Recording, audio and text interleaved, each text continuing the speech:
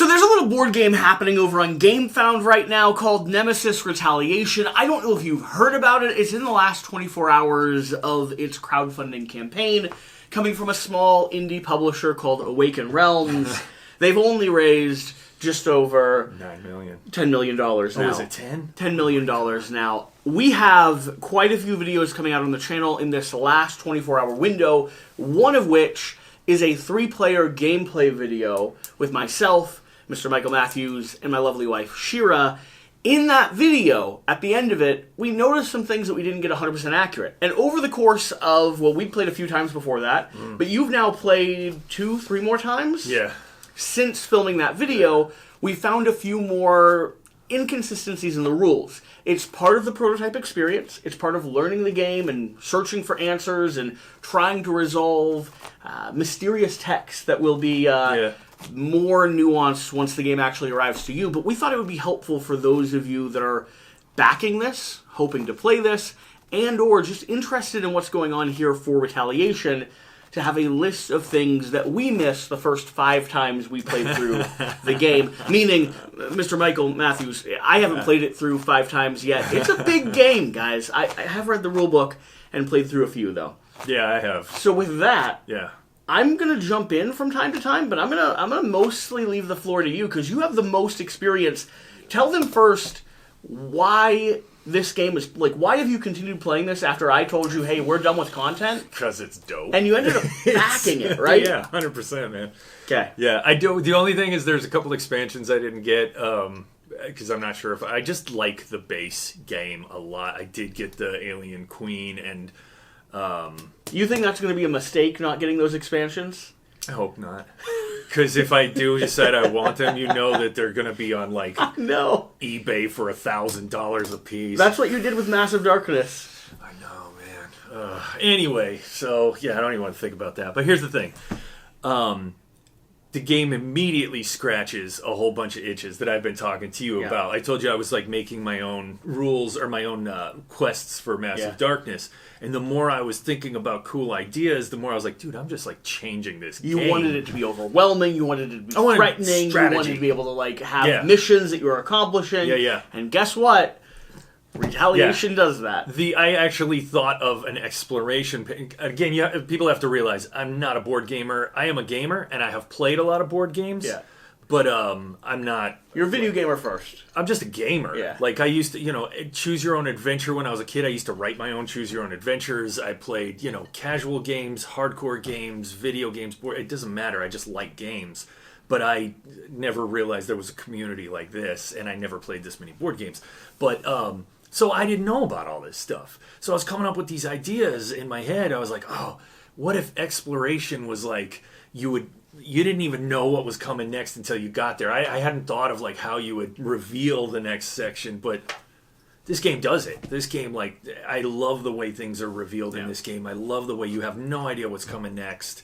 You got to constantly adjust, but still it's very strategic. Yeah, there is a little bit of chaos, which I like, but there's a lot of strategy, and I think I've said before, I don't like playing games where if I look back on it, it's like, well, it was all just a roll of the dice. Sure. There was no way for me to do anything different. Sure. But if I die or I lose the game and I can look back and I can be like, I should have done this, then I'm in 1,000%. And that's how I felt about this game. Even though we missed a bunch of stuff and, like, even then I could still look at the game and be like, I like the strategy behind this game. It's fun. So let's talk about some of the stuff that we've been learning as we've been exploring the game, like as we've been going through and discovering it. Some of this is stuff that we learned after playing the first time. Some of it's stuff that we missed in the gameplay video that'll be coming out tomorrow morning or late tonight. Some of it is stuff that you're still figuring out now, 5 games in. Where are we? What do we have? So, one of the first things we did wrong in our gameplay, we were all confused about this. And it's just like, I also didn't know that prototype rules were going to be this, like, primitive. They're very early. There's no No pictures, no references. Yeah, I'm a very visual person. The language hasn't even been refined. And I'm a skimmer. I'm like, I will skim the rules and then start playing the game and then constantly check back on the rules as I go. So we were having a hard time with the robot. Well, it turns out the robot, when you first move into a room that has the robot symbol, that's where the robot is. So you take it from the top of the board and you put it there. You also don't know what kind of a robot it is. Yeah, so it could be a military robot, could be an aid robot, could be a drilling robot. Until you find the first robot room, which pops up pretty quick. The other thing that we had done wrong was whenever we had an alien drop down into a room because of a hazard roll, we had it immediately do an attack. Sure. And that's because in the rule book, there is a rule where when the alien moves into the room, it immediately attacks. Yep. But what I realized, going back through it, is like, not on that, not when it's the player's turn. And that gives you a chance to get rid of that alien before it, So there's a chance you could keep them from attacking you at all. Absolutely. As long as you put all your effort in and refocus. One of the things I know we kept forgetting the very first time we played, or were really confused about the first time we played, was how you deal damage in this game. Because unlike all the Nemesis before, which you've never played, but all of the games before, you are on the defensive. You are avoiding the aliens. If you get into a room with an alien, you are going to be slaughtered. It's bad news. Yeah. This game turns the script. You are firing guns, blasting down hallways, trying to rip them apart. So do you want to talk about the three different ways you actually go about killing these creatures, from the hallway burst action, the in-room death action, and the queen fighting? Because it's very different from the original game. I love this part. So, if they're in the room, you perform a shoot action. The thing that was confusing, what's their health? Yeah, even after we read it twice, I was like, I don't understand this, because I've never seen a system. But now that I understand it, I'm like, oh, this is clever, because what it does is it makes it so that every alien, essentially has a different health level. You can't kill it to start. Yeah, you can. You can roll a headshot. If you roll a headshot, you have one chance to kill it to start, and then the odds go up every little bit of damage. Yeah, so like every time you hit it, if you don't get a headshot, you just add a damage roll to, or a damage marker to it, and then you have to roll equal to or less than. So your attack has to be lower than their health to be able to kill them. So the first damage is a 1. Yeah. And then you have the chance to get a 1 or the headshot, and it's dead. But you probably won't get that. So then you have 2. Then it's 2 or the headshot. And the odds just keep creeping up until the maximum health, which is 4. You've essentially just riddled this thing with bullet holes and it can't go any further. I love that. Also, the clip, when you roll a clip, I think the very first time we played, we didn't realize that the clip also counts as a 1. Yeah. But you have to lose half a clip. Yeah. That's another thing I didn't even write down. What is a clip? So let's address that, then let's go back to how you kill the queen and the burst. So a clip is flipping your ammo carrier over. But you only do it in very specific situations. If it says you lose a clip, you lose half of your ammo, or the rest of your ammo if all you have is the flip token. And then when you do a burst action, which we're about to go to, you fire down the hallway. I love the thematic pretense for this. Yeah. In a room with an alien, it's too dangerous to unload the trigger. So you have to burst fire. Yeah, you can't blow a hole down the hallway. Controlled shoot. You have to controlled shoot. So in that case, you're not really worried about ammo. You're not going to spray enough for it to really matter. You're a military professional. You have so much ammo strapped to you, you're not running out. But when you turn down a hallway, and there's a bunch of holes, and you just unload down the hallway, you're not pulling your finger off that trigger until it stops firing. All right, burst action. So, I wanted to say, one of the other thing that we got wrong is when you read clip in this. It's not one whole case of ammo. Yeah, we would, in the beginning, we would just toss the whole clip. Because if it said you got to use a clip to do something, we would toss the whole clip. And that made the game so much harder. There's just one little line in here that says, so if you miss it, your game's a lot harder. So burst action. They won't have this rule book. Oh, yeah, okay. They were going to have a really nice, pristine, graphically illustrated rulebook. Yeah. But hopefully a video like this also helps Awaken Realms That's what I know was what gonna to say. clarify, know what to highlight. Yeah. I don't know if they watch your videos. I'm guessing they do. They never do. They've never seen a single video. Yeah. So if they do, like, there was a couple of things in here where I was like, okay, this definitely doesn't have clarification. But okay, so burst action. So yeah, we described shoot, but the burst action is a totally different dice, and you basically can only use it if they're in a corridor. And you roll this dice, and every number on that die, the purple die, is how many aliens die as a result of your burst action. So you can kill up to 4, and I believe the max number that can be in a horde is 4. Yeah. So you can take out an entire horde of aliens with one burst action, and which is awesome. For me, it always ends on 1, and then I'm very upset with my roll. Because you have so much hope for the high number. You're like, I'm going to burst action. Oh, God. I might as well just let him come into the room. And then the queen. The queen is killed with a series of cards. Yeah, she's very different. So the queen can... the queen is the one that can drop into the room and attack on that same turn, depending on some situations. But she is killed either if she's in the room or if she's in the hallway and you're burst actioning her. It's the same thing. I didn't realize that. Yeah, it doesn't matter. Like in the hallway, your burst action is the number of wounds that you cause. In the room, when you do the shoot action, it's 1 wound per. How much? Yeah. Yeah, per roll. And then what you do is, like, after you make a shoot action or after you wound her, you flip the top card over and it says how much health she has right then and there. And if you don't have that or more, then you take that card and you shuffle it back into the deck. It's like a mini version of the regular aliens, except she's got 6 versions of health, and they're predetermined to be higher than you'd like them to be. Yeah, well, in that one you need more, like in that one it's almost the opposite. You need to hurt her more than the health that she has. Yeah. But her health is constantly changing, which makes it also difficult. Anywhere from 3 to 5? 6. 6. Yeah, and I unfortunately have put the 6 in. You know that for time. a reason. Yeah, good. Okay. But there's also a card that is like immediately you remove it. There's a blank card, so if you get that in the deck, it's dope.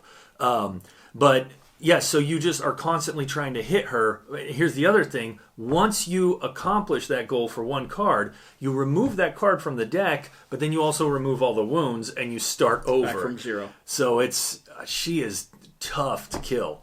And like when she jumps down, if she jumps down into a room, which has happened to me on several occasions, I'm just like, oh, God. You know somebody's getting hurt. Mm-hmm.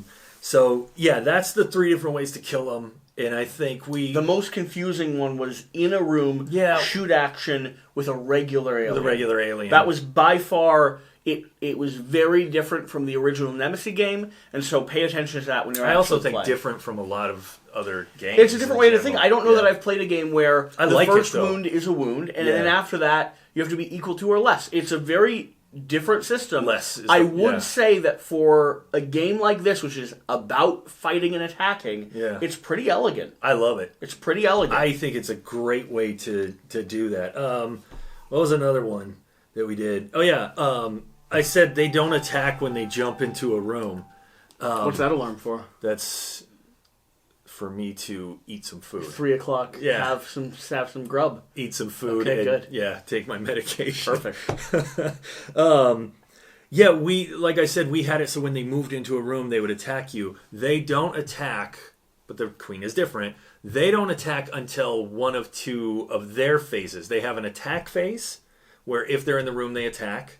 And then you do a fire phase to see if anybody gets damaged by fire. And then you do what's called the onslaught phase, where all of them move. If they're in a corridor next to you, one of them from each horde that's in that corridor will move into the room. You could have and attack you. 3, 4 move in at the same time if you haven't prepared very well. Yeah, if there's that many which if you let that happen. Or multiple corridors. Multiple corridors, yeah. But I mean, like if you let that happen, you deserve to lose. Like I don't feel bad for you at all. You hear that, Joe? So the other one is that, and I'll get to the clarification one later. But the other one was with the corridors on exploration. when you pull the exploration, when you decide you want to move from one room to the next or from a corridor into the room beyond it, you pull an exploration card and it shows, and it shows all the corridors that will be added to that room. But when we did our gameplay, we thought you always added everything, always added all the symbols and all the hallways, even if it connects back. Yeah. You'll see in that gameplay Shira reading through the rules, Shira discovering, meticulous. She's meticulous, discovering that if a room through an exploration card would connect to another room, you don't put the corridor. You don't add the hallway at all. Yeah, you don't put the corridor down. Which changes the map a lot. If the corridor already exists, you don't add the modifier to it. Because what you might have seen is that some of these show, like, you add a noise modifier or you add a door, but if that hallway is already there, you don't modify it. It is what it is. This is a big thing about the progression of the map. I personally think the way the rules were worded, because both of us read through them fully and we watched some other people's gameplay videos. Yeah. I think it's an easy thing to overlook, because you just think, oh, flip the card, resolve the card. Yeah. But the way the map spreads and the way the events work throughout the game board, this really starts to matter, because the amount of corridors you have and where they're positioned changes the way you can navigate. It does. Big changes time. how you strategically close off hallways, which I think you're about to get to. Yeah. And it changes the way that events spread, like sound, noise, mobs, and fire. And it creates dead ends. Yeah. Which is something that's happened to me a couple of times. So you show up and you don't have anywhere to go. Yeah, like that room is all by itself. Well, you can go back. That's the only thing. Yeah, great. But yeah, great. Well, no, sometimes you want Congratulations. to. Well, so like the quest that I just started is you got to find the server room and create a secure path back to the reason we don't have the game out here in front of us on the table is because in that room right there, there's a half-finished game of Nemesis. I was like, Mike, listen, I understand you're in the middle of this and you want to finish it, but the campaign ends in 24 hours. Let's film a video. Yeah, and Jesse was nice enough to be like, all right, you don't have to break it down. Securing. But yeah, that helped me. Like, if I had to do this mission, which it's different, but in the last mission I had that, having that dead end meant that I didn't have to deal with other crap going on in that room. So it would have been awesome. The other thing, when you secure corridors, I thought it worked like the room action. Yeah. Explain how the room action works, and then let's clarify the corridor action. When you're in a room, there's several ways to secure the room. And when you do that, you can drop up to 3 secure markers in the room. What happens is when the aliens come in to attack you, instead of attacking you, they essentially attack the secure marker. You just remove a secure marker. It's like you're behind a barrier or something. And they're flailing. You know, they're idiots. It's or like you put a little dummy of yourself and they eat that first. Like Cormac McCarthy would say, they're idiots. Yeah, something. So we assumed, and it's that's the thing. Like, and I'll openly admit I'm a skimmer, but it's like, okay, that's how secure works. And so when I'm securing a hallway, I would put the token down, and when they, then they would just maybe get stuck in the hallway. Yeah. No, when you secure a hallway, you'll see, like, when you create a hallway, there's a number on it. That number determines whether or not you roll a noise marker for that hallway. If there's already a noise marker in it, you create a horde in that hallway. Yeah. And then also sometimes when you pull event cards, it'll have a number on it, and it'll say anybody in that hallway moves. However, when you secure it, you flip it over. For any of you that know Core Nemesis, this is a big change. It's a big diversion. In Core Nemesis, every hallway, every movement, every progression of the game always can create sound, always can be a threat, always can lead to an alien showing up. Here, what's happening is that you're actually given the ability to secure and close off locations so that moving into them is now safe. It counters something they removed from the game. Oh. In the original Nemesis game and the follow-up, if you have someone in front of you and you move into that room, you don't roll sound. Oh. Here, everyone rolls sound every time. Yeah. Unless they've secured down the corridors. Yeah. And then it becomes more safe. So they've removed one part that made the game a little bit more strategic and balanced and added a different part that has an equivalency. Yeah. But my assumption was they just removed the no noise. Well, and my assumption was that because this is the side that's up when you're drawing them, so you don't know what number you're pulling. So I just assume, it's the back of the tile. That's why it's just the back of the card. You're not supposed to. But no, you flip it over, and now it's a secured room that you can no longer affect with a noise roll. This is really important for those of you that are getting this game to the table in about a year and a half. Yeah, and it changes the game to the point where, like, these last couple of campaigns, I've been so close to winning. And I was curious because I've seen in their advertisement they've talked repeatedly about the way you approach the strategic mission. Mm-hmm. Do you move through guns ablaze quickly, efficiently, kill the queen, get out, right? Yeah, or which would work. Do you move through as a squad, one at a time, with one of your teammates closing corridors behind you, shutting doors, locking down the facility? Yeah. Because that also keeps aliens from progressing. Yeah, so doors is one that we should get to. Okay. And actually, we could. Do you have any other that aren't rulebook clarification ones? Let's do those first, because this is one that we're still. Yeah. We need Awaken Realms to actually comment. Yeah. Somewhere. I only have 2 of those where I was like, we got to clarify. We'll get to them at the end. Yeah. So oxygen. First of all, oxygen goes down every turn. Not in the every gameplay round. Video, I'm the idiot.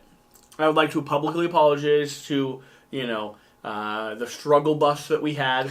Wait, what? I'm the one, that's right. in the gameplay video, I'm the one that's like, oh no, it's only A rooms because it says Sector A. Oh, that's not even what I was talking about. No? Okay. No, I was talking about because I was the idiot on this one. I said if you're in a section that has oxygen, your oxygen goes back up. And I went back through the rule book and I was like, where did I read that? Okay. I don't even see that anywhere. Let's explain oxygen. So in the game, as you explore, you have a limited reserve of oxygen. Yeah. It times you out, along with a tracker that's happening on the side of the board.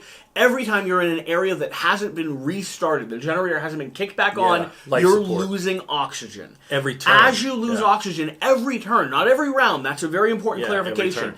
Every single time you play your 2 actions and you say, next person's turn, you tick down. You got 7 total. Yeah. And maybe a pack on your back that gives you 3. 8, essentially. Like, technically, you got like 8. Yeah. Ish, yeah. So, here's how this works. There's rooms labeled A, B, and C. Mm-hmm. In rows or columns labeled A, B, and C. Yeah. Some of those rooms will come out as wilds or randoms in those columns or sections.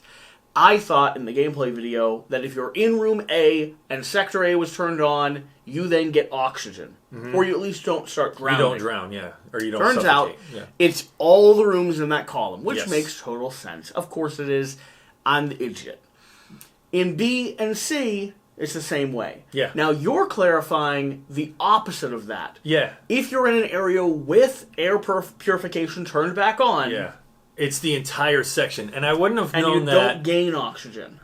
No, you don't gain oxygen ever unless you use your tanks. That's the only way you gain that I've found so far. That makes it really hard. It does. It's a good mechanic, and I'll tell you why. Because I assume you lose down to like 1 oxygen left. Use a tank, you get back up to 4, 3, and then as you're pushing through, 4. You might be hovering there at almost no oxygen the entire game. Yeah. Oh, yeah. Actually, that does happen constantly. That's happened to me every time I've played. It's just like this balance between, okay, crap, do I need to move, or like I got no breath. And then you have options sometimes to get more ammo or another grenade or an oxygen, and it's like, which one do I need more? Is it more important to be able to shoot or to be able to breathe? And I've made that decision, and it has not worked out in my favor. Yeah, there's been several times when I had to backtrack all the way to the landing pad. But then here's the thing, on the landing pad, and I don't want to get sidetracked from the purpose of this video too much, but on the landing pad, there's also limited supplies that you can grab for free. Yeah. But then, if you grab them all, you've got a guy now who doesn't have any ammo, and he can't do anything as far as, like, if an alien drops down on him, he's dead. And if you all decide that you're going to complete the main objective, you're going to lose some. You're going to lose some guys one way or the other. Is what I'm finding out. But oxygen does not go back up, and the only way I found out that I was able to confirm that it's that is like on the Game Found page. There's a graphic that shows colored This sections. is something that'll be in the rulebook. Yeah. But show them our rulebook real quick. For any of you that are like, how can you read through a prototype rulebook and not get all the rules 100% accurate every single time? I'm sorry. I'm a man who likes pictures. I like pictures. I do this for you. I've never read I've never done this before. I was like, God, this is hard. Especially for, again, I'm a visual person as well, and I'm a skimmer, so I'm just like, there's so many words and no pictures. Yeah. So that'll be something that I think is more clear in the official rulebook. Oh, yeah. For us, though, that sector thing was a big debate around the table. Well, and the way that they highlight important things to remember is they just put a black box around it. But in most rulebooks I've seen, it's like a different color and everything. Yeah. It's like, now pay attention to this. I think... Are we down to clarifications? No. Hold on. The order the aliens attack when they move into a room. So you get these cards that say you are player 1, you are player 2, you are player 3. And we thought whoever has player 1, that's who they go after. Sure. Because on reading it, that's what it sounded like originally. And then when I went back and I read it again, I realized, no. It's the first player token. It talks about the cards and the first player token in the same paragraph, and then lets you know how attack order happens. It's something like that. Where I don't know if it does it in the same paragraph, but it was definitely like everybody gets a player 1, player 2 card, and also they attack this way. Yeah, and then there's another part where it's like they attack the first player. And it was like, I read it again, and I'm like, oh, wait, it's the first player token. Not the first player card. Yeah, and you can also tell that the verbiage in this, they're going to go through and they're going to clean that up. It's clearly like, somebody wrote down the rules and was like, here you go. It's in part of translation as well.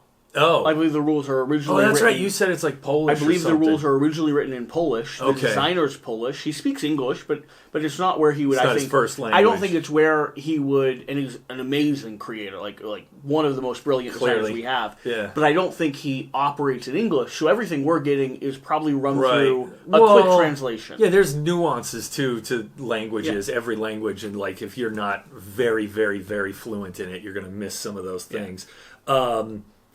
That's it as far as the things that I know. So clarifications. Okay, clarifications. Awaken Realms, clean up your mess.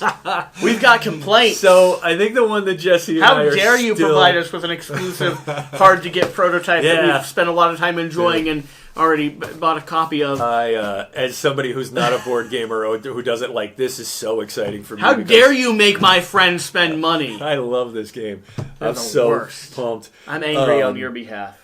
You and I are still going back and forth on doors. So, clarification for doors. Okay. Here's the debate. Yeah.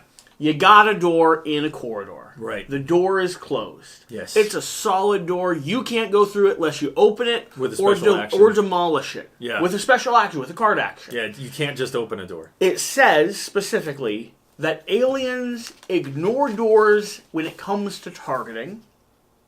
And then if they were to move through into a room with someone, they break the door. Yes. I read that as two separate sentences, and I interpret it based off of the older Nemesis games. In your defense, it is two separate sentences. I know, but I read it as not relating to one another. Yeah. And I argue that a door requires time to break. So if there's a door closed in a sector, the alien will first break the door, and then the next turn they will be able to move through the door.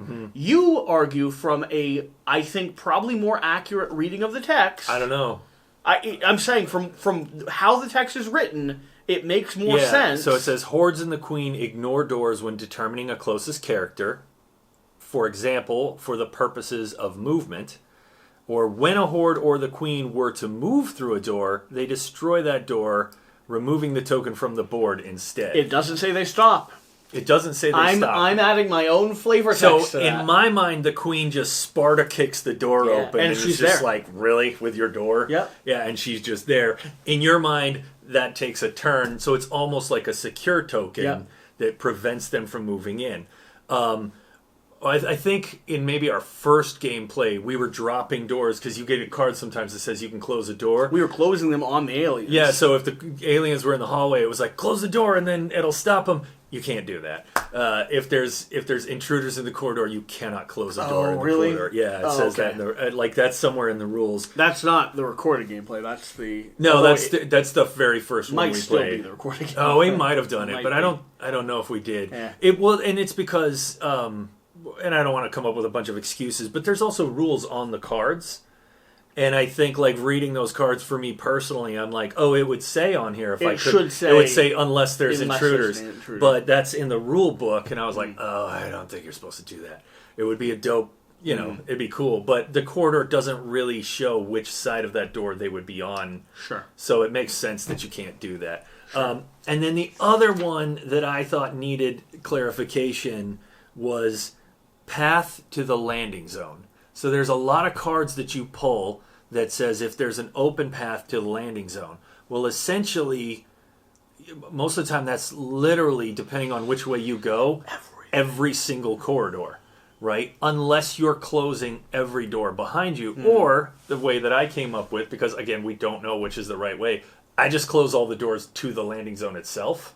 And that then there's no open paths. But I also wanted to know, like, does a secure corridor count as an open path? Wow. That was the clarification that I was hoping for. That's big. Yeah, because like if I secure a corridor, then technically the only way they can move through that corridor is during the onslaught phase when they skip rooms and move to the closest character. That is a really interesting question. But they don't skip corridors, and if my corridor is secure, then yeah. The other thing is like... except for that onslaught phase, if aliens are in a corridor, they can't move. Like, because the event card sometimes gets them to move. It wouldn't apply to any aliens in that secured corridor. So you would just have aliens in a secured corridor, like, for your turns. They're just hanging out. Yeah, they'd just be hanging out in a secured corridor, which I was like, that doesn't make any sense. It's secured. So...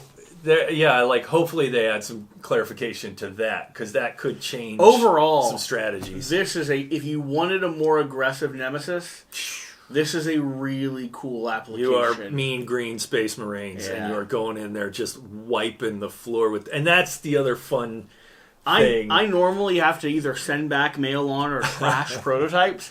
I'm under the assumption you're going to keep playing this one until I get mine. Yeah, until I get mine. And like, I'm going to be upset if they change a bunch of the rules because I know that by the time I get it, I will have this game memorized. They'll fine tune. They probably won't, but it'll probably be a little different from what you know now. I can see how they can fine tune it. Like, and I'm sure they will. Those two things were really the only two things that I was like, no, we need clarification on this. Like, that's something I hope they address and I hope they get into. So back to what you're backing. What are you not getting? Just the two race expansions. There's one race expansion that... Like alien races? Yeah, so when you back I backed the collector's box. How much is that? I mean, it's like 200 and something. $200. Wait, okay. Maybe no, it was 180. Because I spent 200 and something. All in for everything Nemesis is 900. Yeah. Oh, that one. Yeah. No. Is 900. They're currently running a Facebook ad saying they asked you what you wanted for Christmas, and then there's a picture of the $900 pledge. Yeah, it's like every single thing they've ever done. But I don't think you need everything they've done. No. But you're leaving off. Different aliens. So. Well, it comes with a different race. Well, the edition that I got, there's a bonus race that comes with it. You know they really changed the game, though. Yeah, and I've read about the new alien races, and I was like, I don't know. Like, dude, here's the thing. Couple of reasons I love this game is, I think I already said it, it scratches every itch that I have. Yeah. Not every itch, but so many of the itches I have. You've got one that I take care of. Yeah. But then on top of that, I like Aliens. The movie is my all-time favorite sci-fi horror movie. You had Sharon and I watch it, and we had a great time. Yeah, it's so cool. Not it's so Alien. Much fun. He thought that was boring, which I get it. And not Alien 3, which has the crappy CGI. I do like Prometheus, though. Do you? Yeah, I do. I liked it. There's a couple of things in it where I was like, come on now. But yeah, for the most part, I liked it. But I love that movie And I actually played the original Aliens board game in the early 90s with some friends. Cool. I can't remember if I liked it or not, but you had said something like, people tell you that this is the Aliens game. And I feel like that's It doesn't right. matter what other people have created with their own official IPs. man. Everyone in the world, the verdict is, the reason this has raised $10 million is because every fan of Aliens that also plays board games knows that this is the game. This is, like, it's You know 100%. what didn't raise $10 million? Whatever Aliens. nonsense the official IP made. Yeah, this is, you're a bunch of Marines, you're going in, you don't know what you're going to run into, but, like, you know, and it's So what Ripley warned them about. So the aliens that you left off aren't in the flavor that you're looking for. I don't think so. I hope not. They probably will be. Let me ask you this. I have a copy of Retaliation, which is to date my favorite version of Nemesis. Okay. Downstairs. Oh, we should also say Shira likes it too, and Shira doesn't like the other ones. Shira does like. Shira was like, okay, that was fun. Here's the question. Yeah. Are you going to try out Retaliation, or are you going to stick with? Are you going to try out Aftermath, or stick to Retaliation? Oh, that's what you're saying. I have the other version of Nemesis downstairs. Well, I think there's Lockdown. There's Lockdown. There's after the original. Oh, maybe Nemesis. it's Lockdown. Maybe it's not Aftermath. Okay, yeah, because there's Nemesis, Lockdown, Retaliation. Am I going to play the other ones? Are you going to try out? I have Lockdown downstairs. It's my favorite version of the game. Oh, it is? Except for now, because I like being able to like blow holes in aliens. Yeah. I mean, I'll probably try it. Yeah. Based on what I've heard from you and Shira, I enjoy playing. This is the version. I enjoy playing games with people that I enjoy playing games with. So I kind of don't care what the game is. I'll make it fun one way or the other, just by like talking crap and Connect 4, here we come. Yeah, I like Connect 4 too. I actually, whatever. It's not for. I've got stories about making that fun, but this game I can play by myself. I actually have all 4 characters set up. Yeah. And like, you know, technically you're not supposed to do that because of some of the other strategies, but we can talk about that in a different video. I love it. I love being Marines. I like the working together, tossing clips. There was one where I tossed a clip to you because you were out of ammo. One of the rounds that I played, we were supposed to get 2 eggs. It was obvious that one of the guys holding the eggs was not going to make it out alive. And so I had one of my other guys drop his weapon and take the egg, and he's basically running back to the escape shuttle with 2 eggs, just hoping aliens don't drop in on him. And I was 1 move short. Like, something happened, and I ended up 1 move short. So, like, one of my characters got off, but she didn't have the eggs. The guy with the eggs died on the... Love it. It was awesome. Yeah. Thank you for watching. Thank you for being here. That's a whole list of things that we missed the first time going through Nemesis Retaliation. I am thrilled that you love this game. Love it. Yeah. I am excited to play this more with you and Shira, because Shira also enjoyed this game. Me too. I can't believe how well Awaken Realms has done with it. It's so cool. And I can't wait for people to be able to play it and see how all the things we struggled with are completely resolved in the actual official rulebook. Yeah. Either way, hopefully this was insightful. Hopefully this gave you, the audience, a little bit more knowledge around what you're backing, what type of game you're getting into, and what's different from the old version to the new version. If they've watched to this point, they're already backers. Oh, they're in. They're just looking for us to slip up and say something like a spoiler, you know, or anything like that. Did I just spoil some of it? No, none of it. None of it. Not yet. Whatever. We'll see you later. Yeah. Bye.